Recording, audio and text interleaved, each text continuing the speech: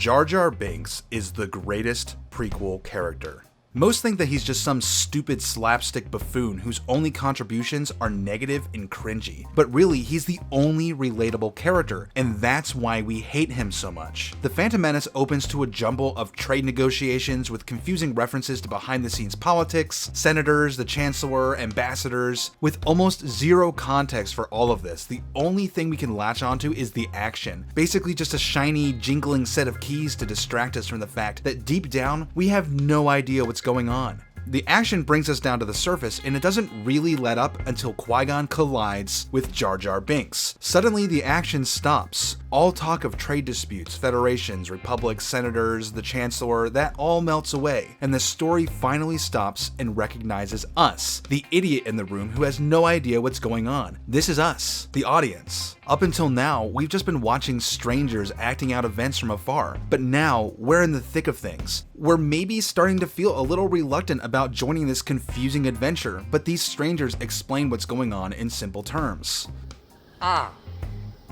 Your support is well seen. Now we get it. Now we can get on board with this. See, Jar Jar is us for all the reasons that we hate him. His stupidity, his clumsiness, his general apparent lack of intelligence. We all like to think that we're awesome. When we put ourselves into the Star Wars universe, we're a Jedi, we're a bounty hunter. But in reality, the Star Wars universe would be a strange and terrifying place for us. We'd end up dead within a day, at best. We'd bump around and we'd step in things and provoke the wrong people. We'd be just as obnoxious and just as stupid and just as insufferable to the inhabitants of the Star Wars universe as Jar Jar is to us. Keeping calm while getting attacked by giant monsters is something that cool people do. But if we're brutally honest with ourselves, we're not cool people. We would panic. We would babble unintelligibly. We'd project our own feelings of paranoia and encroaching insanity on others. When they use a thinking, we set in trouble. Something else Jar Jar does is he has a way of making himself known when the story gets a little too far away from him. He feels insecure when the real characters start talking about things he doesn't understand or doesn't really care about, just like us. Or consider this scene.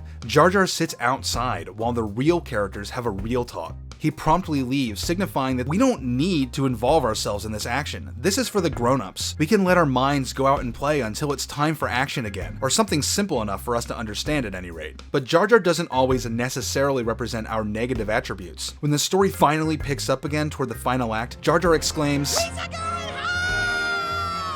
he's speaking for us, for our joy at finally getting back into the action after a long sequence of dialogue-heavy politics and plotting. And later in the battle, I think a lot of us feel that Jar Jar does exactly what we wish all the Gungans would do: unleash those boomas down the hill. They're retreating uphill. Why not do exactly this with every single booma they have? Jar Jar does what we want him to do because he's us. I mean, somewhat accidentally, but still. Ultimately, the reason we all hate Jar Jar so much is because he represents what we would be like in the Star Wars universe. Basically, ignorant of the plot and lost and confused in a strange world. He offends our sensibilities because he lays bare that we are not as important or as capable as we think we are. We are not the Qui-Gons and the Obi-Wans of the Star Wars universe. We are Jar Jar.